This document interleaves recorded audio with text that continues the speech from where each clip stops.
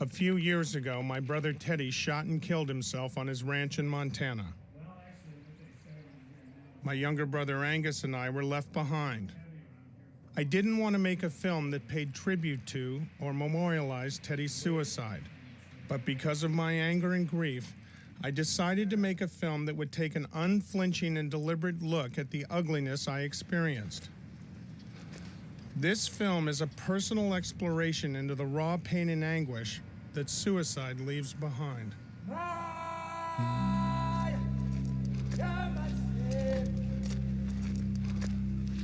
See, my problem is I'm still pretty angry about my brother committing suicide, and that's what's coming, it has, been coming up lately doing this. As it would, yeah.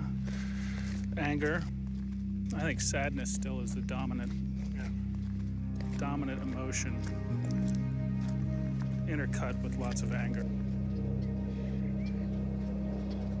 Well, I remember when we got here and walked in that door, and you and I sitting down, keeping Mom outside, and having to clean up the suicide. We rolled up the rug and cleaned the walls and took the furniture and anything that had blood on it, we took it out, built a fire right near here. Burned it.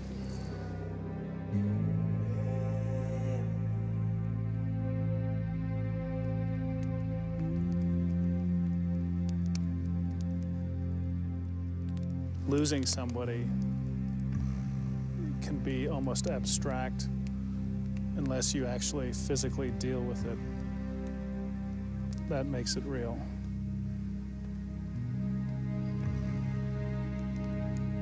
Do you think any good comes out of suicide?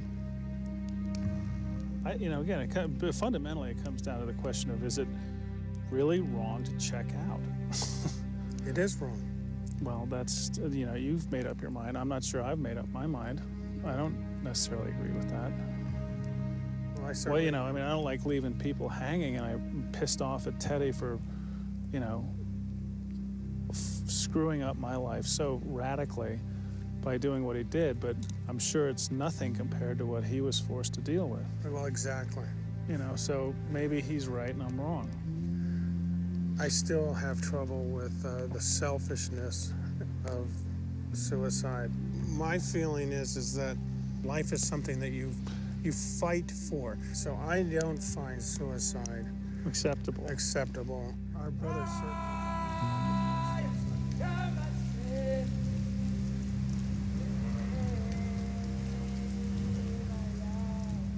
When you get the call, when the person has the gun to their forehead, when they're indicating to you with no uncertain terms that they want to take their life, in this situation, we are all trying to accomplish one thing, to save lives. And sometimes it's a very, very difficult thing to do. And sometimes it doesn't always work. What I want to do right now is I want to play an audio tape for you. Many times we get calls from family members. This is a young girl who has found her brother that has killed himself, that has shot himself. It's not easy, especially when we're talking about young people committing suicide and young people reporting suicide. Emergency 911. Help me, my brother's dead. What's your name? Mickey. What do you mean by your brother's dead? He killed himself. How did he do it? With the gun. Okay, are you home alone? Well, I'm home alone with my sister. Okay, get someone here quick. Did you just find him, Nikki? Yeah, no, he's dead. Nikki, stay on the phone with me, hon, okay? Why'd you do it? Nikki, I've got help on the way. You just wait a minute, okay? Quick, please. Nikki, don't hang up on me, okay? I won't. Just quick.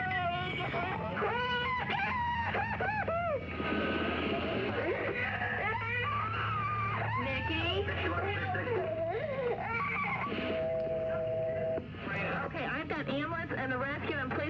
turn around. Please hurry up and get here. Okay, they're on their way, but you're... My God in heaven, Jesus Christ. Okay, you're there with your daughters, all right? Yes, I'm here. Okay, I just wanted to make sure nobody could hurt them. They were so upset. Oh, my God. Okay, but they are on their way, okay? Okay. Okay, bye-bye. Washington 216, the father's on the scene now. That far.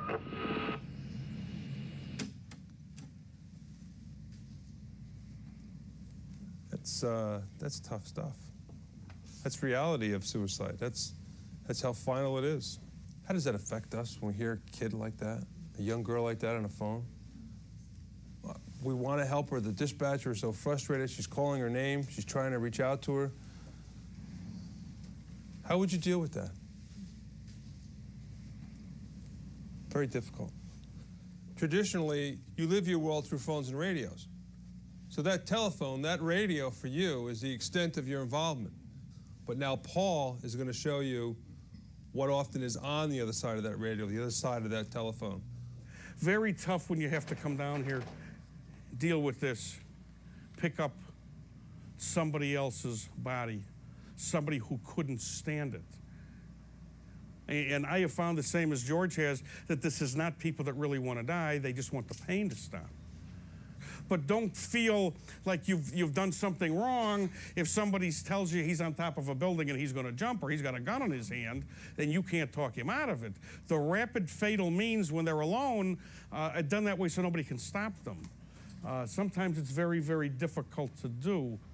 People like this will commit this kind of injury to themselves, taking a shoe off their foot, maybe take the sock off, pull the trigger of the shotgun with their toe and create this kind of damage. A lot of this is done to create for the person that finds them one of those I'll get even with you scenarios. Someone who takes on a speeding locomotive at 75 miles an hour is not one of those people you'd expect to be calling for help. Here, the gentleman actually gets in a chair, sits down behind the stove or next to the stove, pulls the stove out, and actually pulls the pipe off of the stove, puts the pipe into the plastic bag, ties the bag around his head, throws the blanket over, and actually sits there suffocating from the gas underneath that he's absorbing.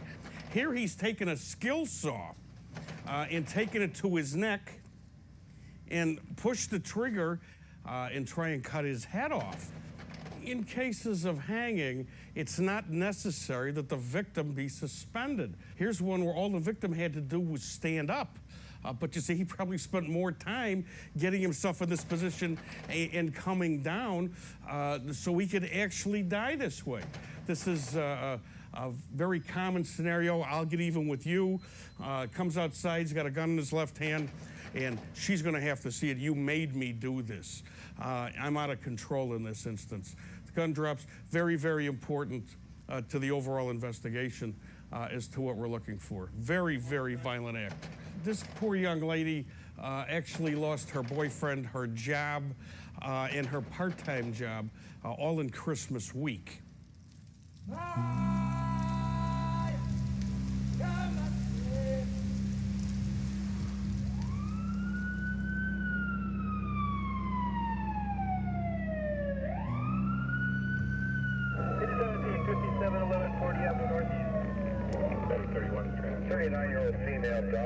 Sick on north. 1608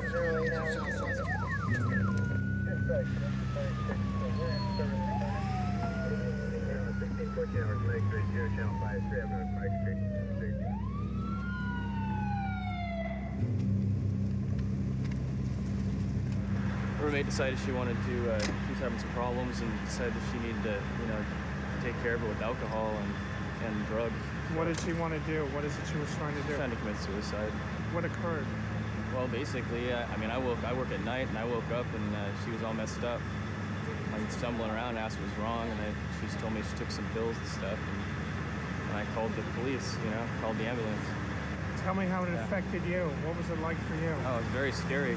I don't know how to, I don't really know how to handle it either. I'm just as upset, It's her best friend, she's been around for a long time. What's going through your mind right now? Well, right now, I'm worried about her very much. I'm worried that she's going to try this again. If she doesn't succeed this time, she might have, succeed another time,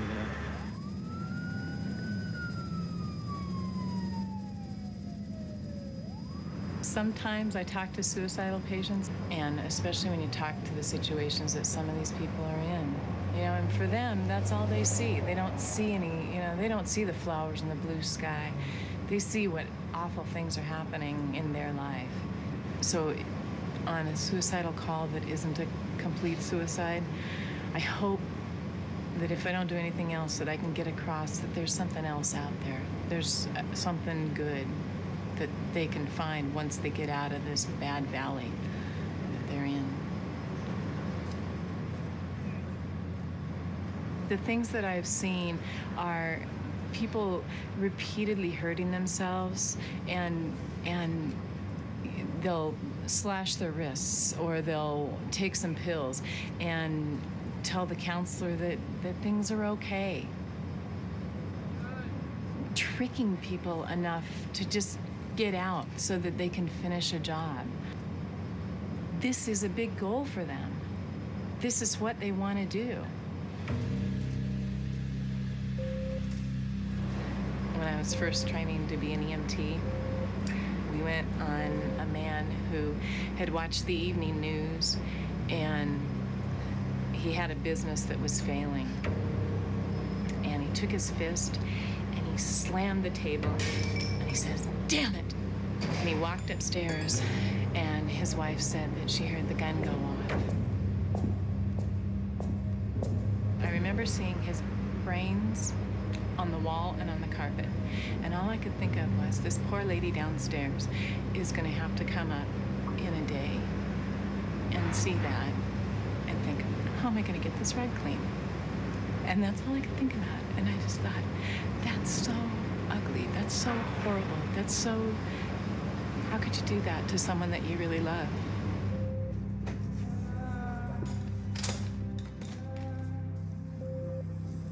Does it kind of make you angry, suicide, a little bit? I mean, is it unacceptable for people to kill themselves?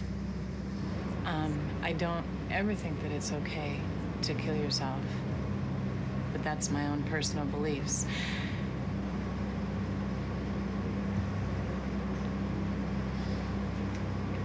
Does it take its toll?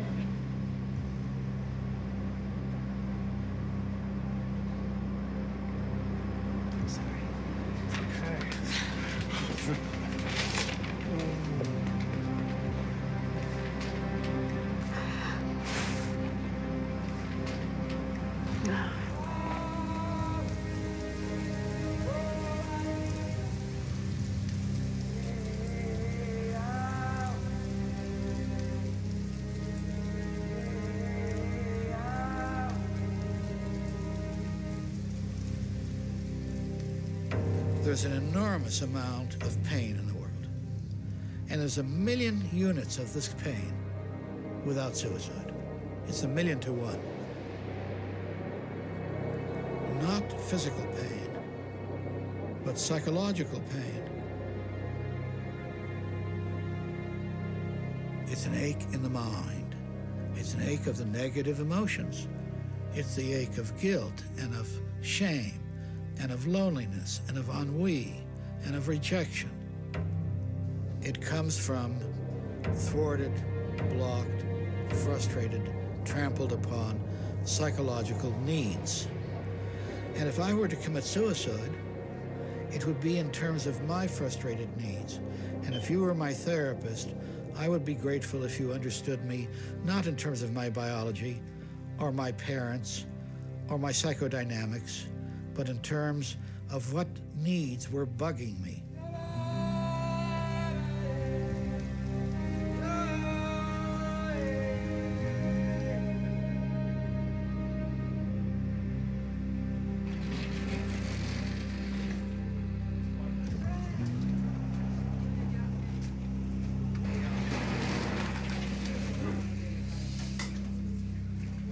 She's a 49-year-old female. She ingested 25 to 30 Klonopin, 50 Xanax, 5 Ambien.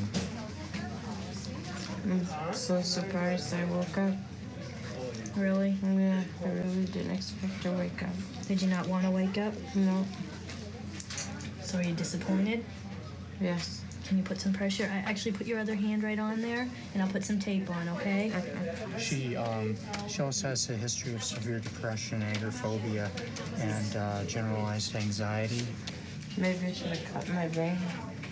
No. Maybe we need to get you some help, huh? I was teasing. That's too gory for me. Not your style, huh? No. And she ingested the pills today and left a note with the 12-year-old son that she was feeling hopeless, and she said, I don't care anymore, I'm checking out. Christine, why are you in here today? What happened? My husband's been very standoffish for the last 6 months. And I asked him, I said, I don't feel loved. And he said, I don't love you. He says, I don't see you getting better. I don't see you trying. I don't see you helping yourself. How does your husband telling you that he doesn't love you cause you to end up here in an emergency room? I couldn't stand to be left alone. And I also have a son, and I don't feel like I'm doing him any good either. So I just figured if I was gone, they would find better lives for themselves without me. Have you tried to kill yourself before? I've tried to slice my wrist, but that was like 25 years ago. When my dad committed suicide when he was 54, I felt that it was totally unacceptable. I felt that he didn't love me enough to stay around. He didn't care enough to be with me. But now, knowing what he's gone through and the pain that you have, I can understand it. I can understand how painful it is to go on living every day but not having a life. I forgive him. What's caused the most pain? I don't want to be alone. I don't want to be alone in life. And I don't want to be a defective person. And it was an embarrassment. It took me a long time to be able to say it's okay for me to be sick. Do you think if you were to succeed in committing suicide, that it would devastate your son? Yes, I do. I wrote him a nice letter telling him how much I loved him. And it wasn't because of him, it was just all the pain that I have to deal with all the time, and the rejection and the failures. Sorry. The pain is greater than trying to stay alive for the sake of your son, let alone yourself? A lot of it is kind of self-centered. You're only focusing on your own pain and your own feelings, and you don't really take into account a lot of what it's going to do to other people.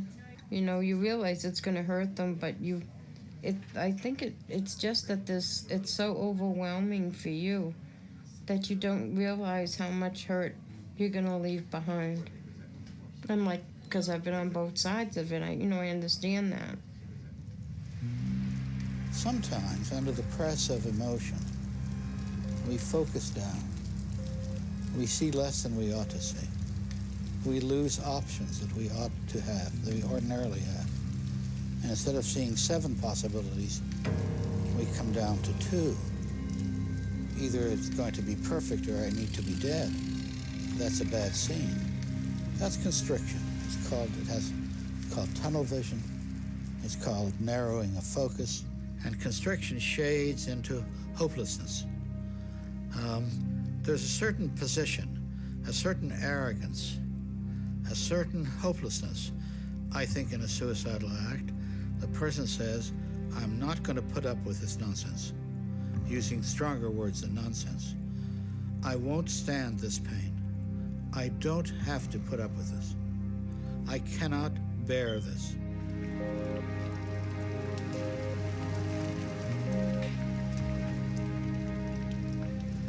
I think that everyone thinks of it at some time during their life. We all experience depression during our life at some point or another, but I think that we're all capable of suicide. If it gets bad enough, we want to get out of it.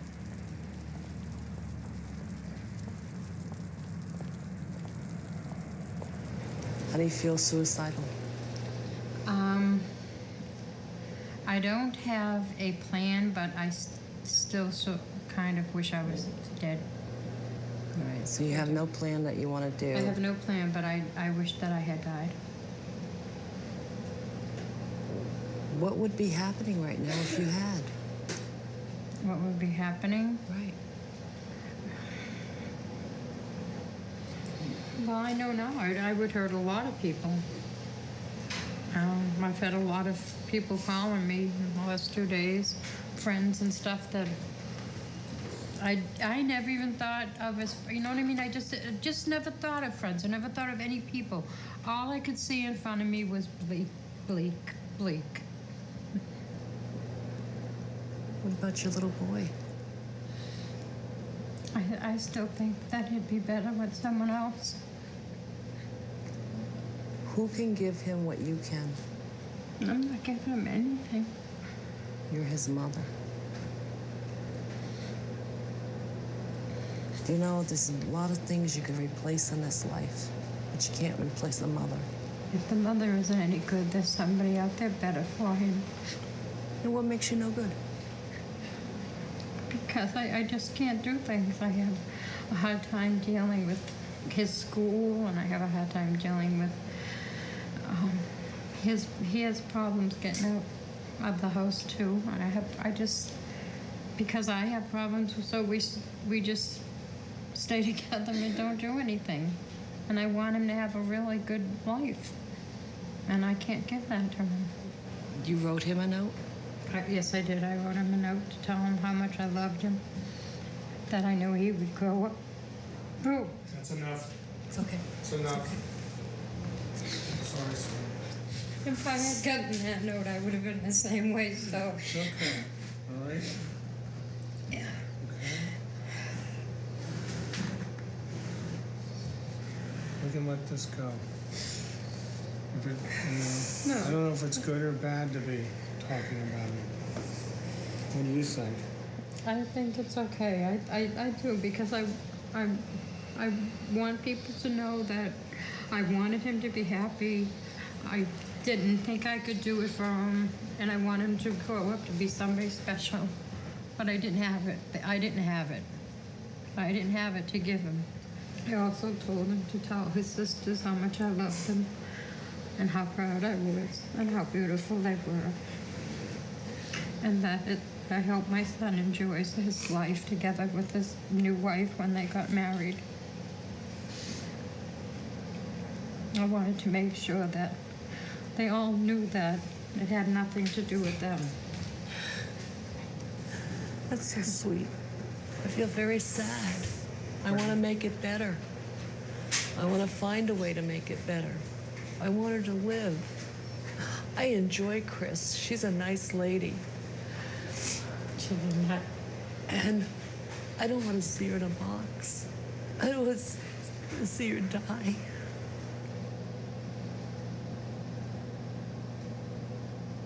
Unless we can help turn her around to see that it's more worth living than dying, that there is something to live for,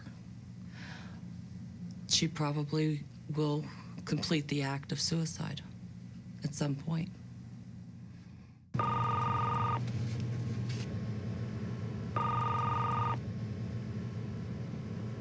National Hopeline Network, this is Chris. I'd be happy to speak with you, but first I need to know if you're having any thoughts of suicide. Thoughts of suicide? Yes.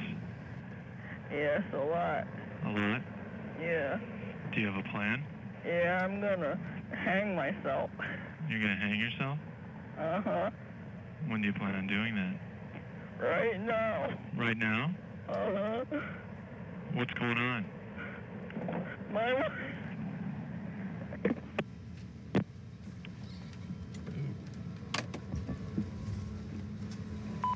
How long have you been thinking about hurting yourself?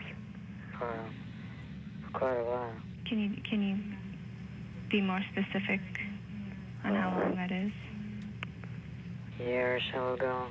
So you've been thinking about killing yourself within this past year? Yeah, I'm so messed up, you know. I don't think anything will, can fix me up. With the ones that scare me, I hear the hopeless, helpless part, where there's nothing that I can do that's going to make a difference, and then my life is basically going to be this way for a long time.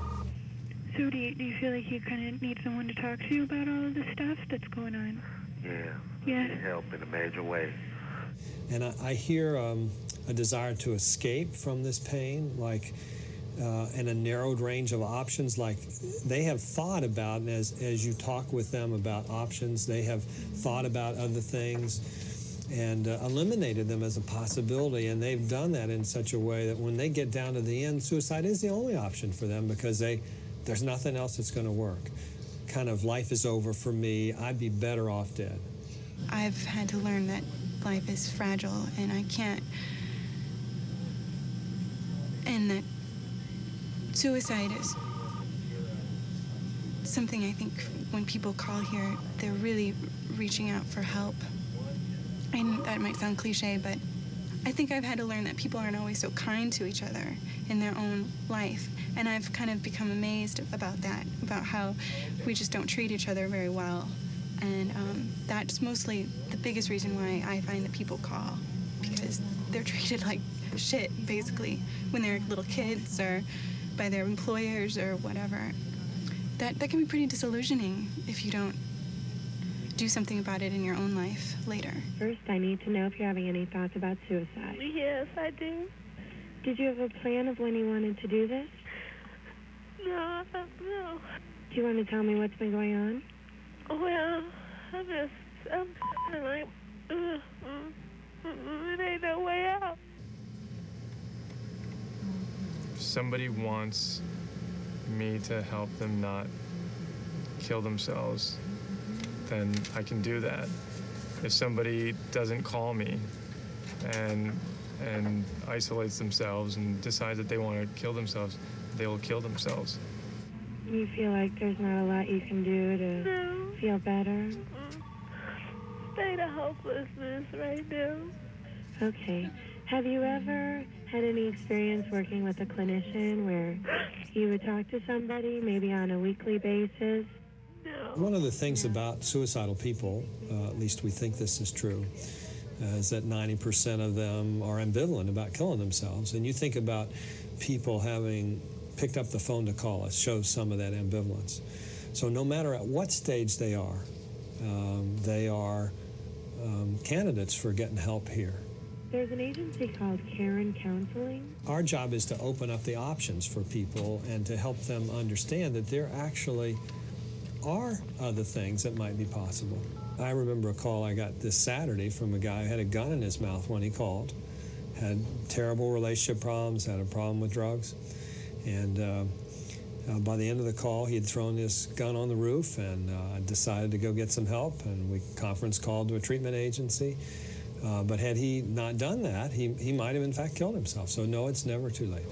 It's weird because it's a chance to be really human, and I don't know if there are very many jobs out there that call for your real humanness to come through.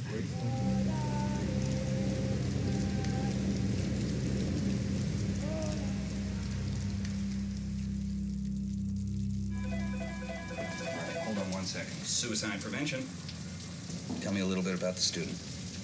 She tried to stab herself. Does she have a mark? Okay.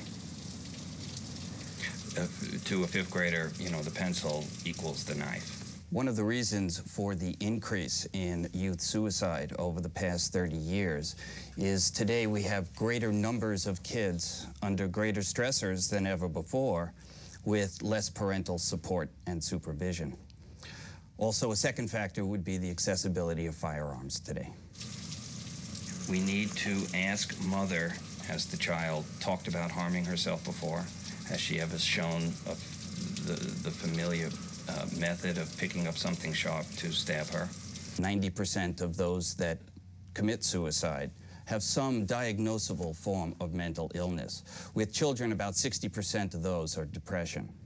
The suicide rate for the 10 to 14 group has increased 150% in the last 15 years. Your rationale with the parent is your child is high risk. We want to help you get your child to help today. Oh yeah, the child, she attempted to hurt herself. She won't guarantee that she won't hurt herself, and she made a direct threat. Hold on one second, Val, while you're writing those down. Suicide prevention.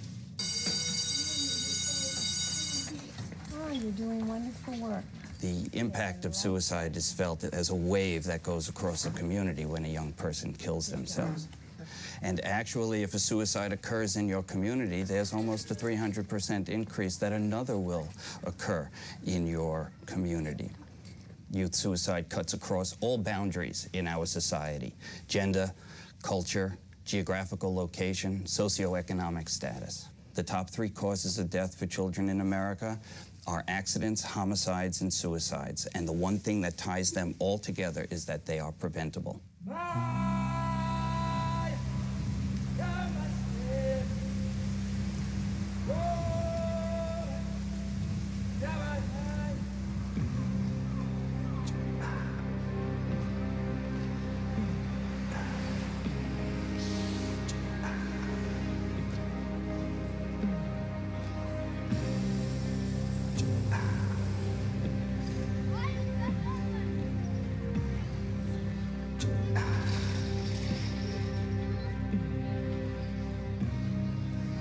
For this neighborhood, he was an exceptional little boy because he stayed out of trouble.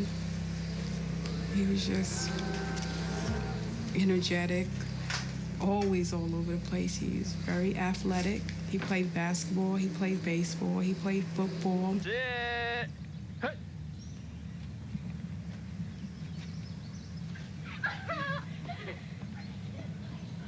Touchdown! Football, that was it. He asked me for a while he wanted to be on the football team. I said, well, I'll look into it. He found out the information on his own and brought it home and said, I found a place where I can play football. And then we took him there. They said he had a lot of heart for his size, and they just said he had raw talent with him when he was playing football. He's well-mannered, he got respect. I mean, he's a little roughneck here and there when he have to be. I mean, just the average little boy, he hold his own.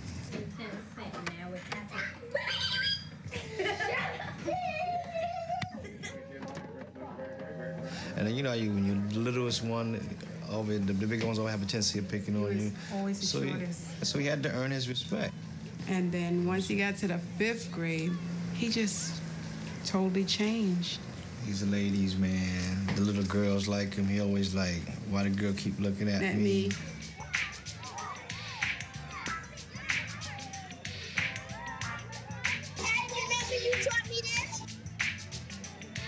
Yeah. Anthony, 10 years old, in the 5th grade. And when we first day of school, I'm looking, because I felt Anthony needed a tough teacher, because he would be laid back, because he was like that at home, laid back. He'd get to it. He'd do it, but he was laid back. So came first day of school, I was like, Anthony, how you like the class? He was like, I don't know, Mom. So I was like, okay, you got to get the feel of this classroom and the teacher. Then one day he came home. It was in September, the end of October. He said, Ma, I don't like that. I don't like that teacher. I don't think that she likes me. I said, overall, how do you like the work? Is it hard? He was like, no, it's not hard. He said, she just give a lot of homework, which she did. And then she starts sending home his homework to be signed. I'm like, Anthony, why have to sign your homework? She said that because I got something wrong that you have to sign it. So every night I would sign his homework. And then that morning, I woke him and Michelle up for school. We finally gave Anthony his own keys because he was tall enough to reach the door. And I remember leaving out the door, and he didn't wash his face. And he was like, Ma, you forgot to give me a kiss. Give me a kiss. I said, you didn't even wash your face. He was like, okay, I'll give you one later. And we left out the door, Michelle and myself. We would take the bus together. And then they picked me up from the train station, and we went to get something to eat. Then we came here. We was talking about some family problems, and Anthony went inside the room. He started doing his homework. And he was doing his homework. Then about 9:30, quarter till, I hear her and Anthony. And Aunt Anthony, she's like, she's not gonna do the homework. She's not gonna sign the homework until you do it over, or the one that you're gonna do over. And at that time, I was saying to myself, I should get up. I say, I'll sign the homework, but I stayed out of it. All right, then he said, okay, Mom. Then he paused a few seconds. Then he came right back and said, well, Mom, you don't understand. I'm gonna get in trouble. You don't understand, Mom. She said, Anthony, I'm not gonna sign that homework until you do it over. That was it. He walked out, shaking his head. Then Tony left out the bedroom to get ready. And then he said he walked by, saw Anthony standing there, you know, up against the bed. Against the bed. And he had the papers on the floor. On the floor, laid out. Like he figuring out how he gonna do it. His homework. You know what I'm saying? To satisfy her, satisfy the teacher. But I only saw him out the corner of my eye. I didn't like just straight look at him. Right. Because if I'd have looked at him, I'd have saw the belt on his neck. But I didn't see that. I was like rushing by to go to the bathroom, brush my teeth, and I saw him out the corner of my eye. All right. Then when I came out the bathroom, I just went right by the room without looking at it, in the room, picked my coat up, said, Mom, I'm out. And I left. And then as he closed the door, I said, let me get up and do something to my hair for work. And I'm, Anthony, you finished your homework? And I'm walking, and I saw him. I'm like, oh, and I screamed, Jakey, that's my daughter. And I just pulled the belt. It wasn't looped or anything. His feet was on the ground. It just looped. And I pulled it apart, and then he fell in my arms. I laid him down on the floor, and we felt for his pulse. We called the ambulance. I pumped his chest, gave him mouth-to-mouth resuscitation. I breathed. I had to spit, to throw up out my mouth. And it started pouring out his mouth. I turned him over, pulled it out his mouth, turned back over and pumped. Cheeky said, hang up the phone, Ma. He was already blue. He was blue. So she's like, Ma, hang up the phone and call Daddy. Hang it up now. Hang it up. Cheeky picked him up, and we came into the living room. We beeped him. And then I just sat him on that couch right there, and I laid his head on my chest. And that was it. As I get here, everything looked quiet. When I roll up on 3rd Avenue, I see all the cop cars in the ambulance. Then I was shocked. I didn't know.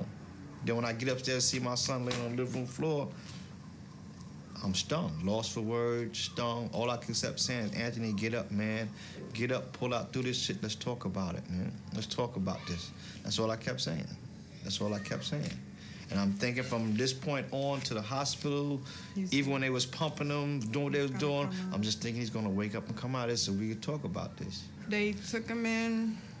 Took him on later. And a lot of doctors around him. And they came a few minutes later. Injected him with stuff and just said he ain't gonna make it. And then they came and said, "There's nothing we could do. Nothing we can do. He's gone." And then I went and I got in a bed with him. I laid in the bed, and I, pulled up the cover. I opened up his eyes, and I looked at him. Do you know that I have to go through the rest of my life thinking that I'm the cause of my son? Because if I would have signed that paper, I would have signed that paper, he would be here.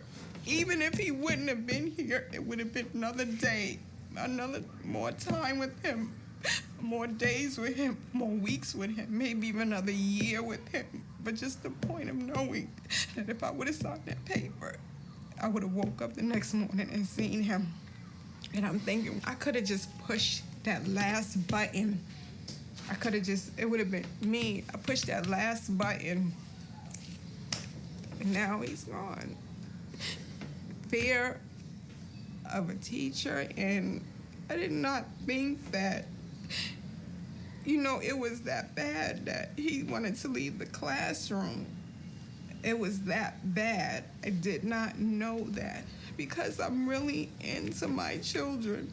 I was deeply into them. I made sure they had what they wanted, gave them what they wanted. We're both working parents. We only had 2. And they brought home great grades, great grades. We believe that children do not want to die. They just want to be out of pain. But the most important message we should take out is no one thing, no one person is to blame for this young man's tragic choice.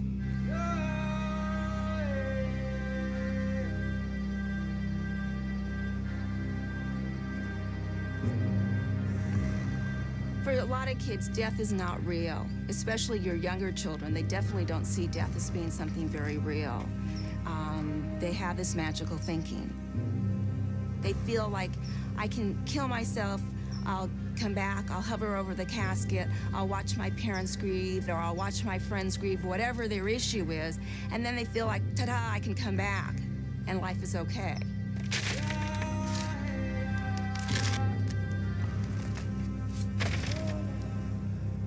What's the fate of the survivors? They are hurt so. That is, the suicidal person puts his psychological skeleton in the survivor's closet. And that's a bitch to have in terms of your memory bank all the time. What could I have done? What should I have done? If only I had done. Why did that person indict me? It really wasn't my fault. Maybe it was my fault. Of the different modes of death, natural, accident, suicide, homicide, we hate all of them. But we hate suicide the worst. It has a stigma. To say that your parent died of cancer is a different kind of statement than my father committed suicide.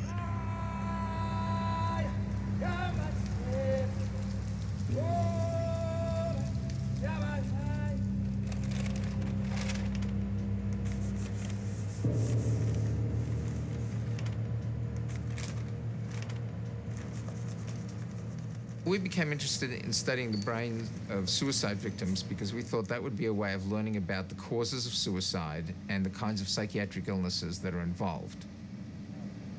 And the way we go about it is that we function like a organ transplant team.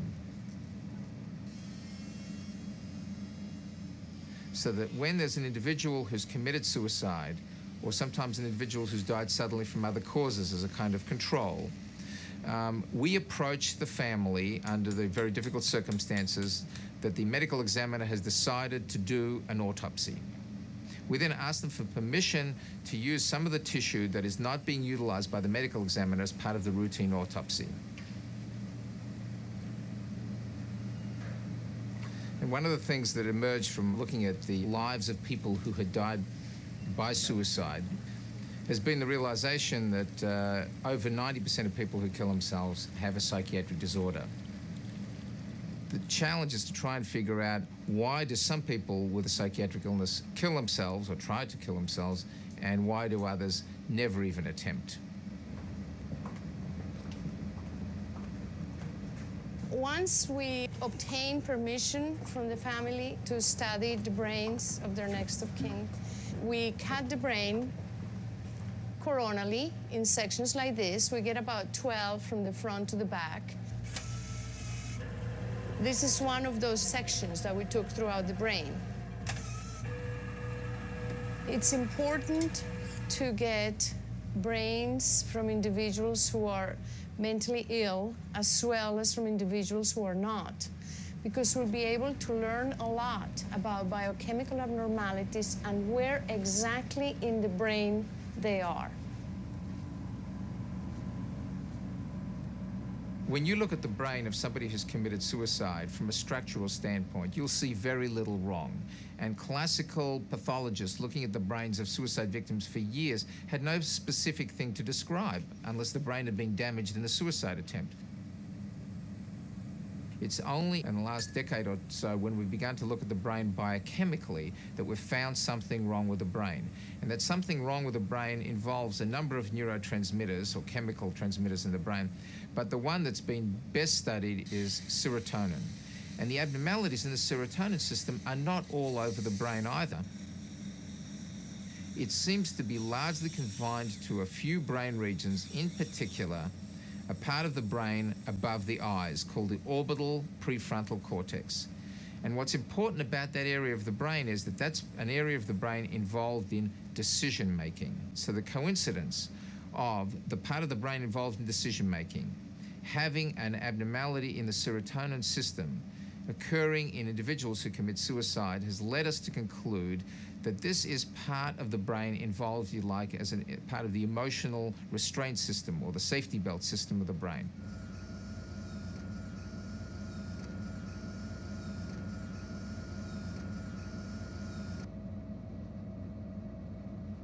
We wanted to look at specifically serotonin neurons contained within the brain to follow up on assessing what the functional capacity of these cells might be. To do that, we used a technique to specifically stain one type of neuron so that you can see it in contrast to all the other different types of neurons that there are in the brain. This is the image of a normal human being who died of natural causes, and the dark stained elements are specifically those serotonin cells. We had the hypothesis that if there was some sort of defect that we might, for example, see fewer of these cells. In fact, that's not what we saw at all.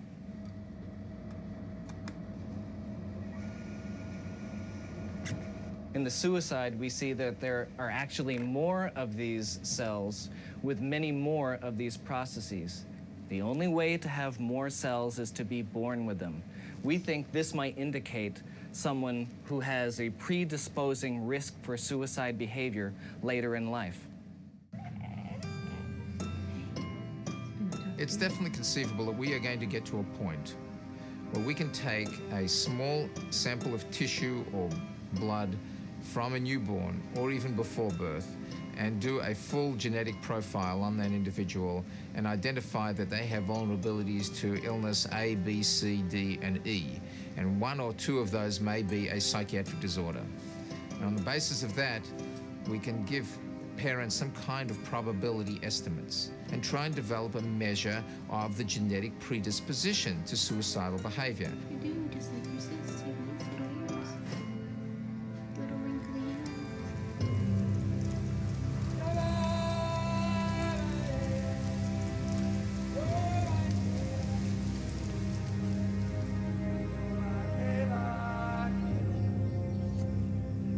I always said this is a place where the grass can grow on tears, you know. Yeah. To me, suicide is an awful waste. It always bothered me. Of all the people I buried, I guess that's the worst ones I ever had is suicide, you know. The young boy down there, he probably was 27, shot himself down here in Maeme's restaurant in the bathroom. The hanging is right down here.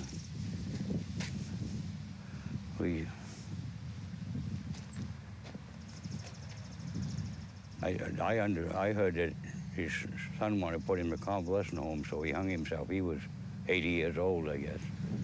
Mr. Sergeant, let me ask you this. How many suicides are in this cemetery? 3, 4, 7. What has been the experience of burying a person who dies from suicide than from, say, natural causes? I think it's a lot more devastating to the family, and you can see the pain right in their face, you know. They usually stay to the grave a lot longer, too. But what bothers me with suicide, like, there's a poor mother standing there, and her son is gone, just wasted himself, you know. Has suicide touched you personally? Well, I'm going through a bit of it right now, yes. My son has tried to commit suicide about 3 times in the last few months. A body sickness you can deal with, but the mind, it's a whole new ball game. Like one night he stripped down to waist. Now this was when it was real cold in the winter, and he's sitting down in the swamp all night that way. He almost froze to death. He can say, "I love you, Dad," one minute and want to kill me the next, you know. I think that might have affected my boy a little bit, knowing that I buried the dead, because he never liked it.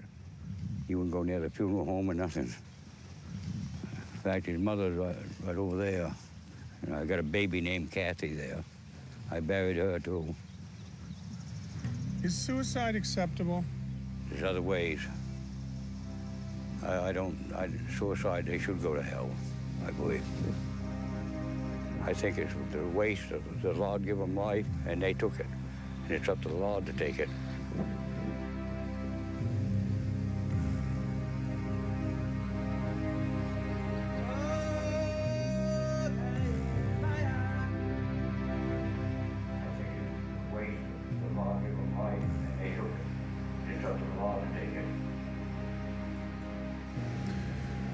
Wow, reminds you of Teddy at all? It does remind me of Teddy.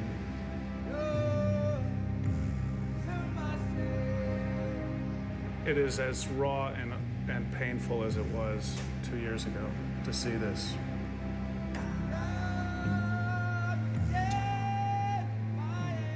Do you hate Teddy for killing himself? I'm really mad at him, and I'm not sure I have not forgiven him. At the same time, I go radically back and forth from I know that he did it because he felt he had nowhere else to go. A big part of me feels that way. Then the next day I could sit there and say, that son of a bitch, and I think he touched on part of it in here. I think there was a part of it, I'll show you. And that's inexcusable. And boy, he sure did. This is my older brother. And he's the guy that taught me and led me around, and showed me everything in my world. And when that popped, I had to completely sort of, relearn how to think. It's like the whole, my entire wiring just went boom.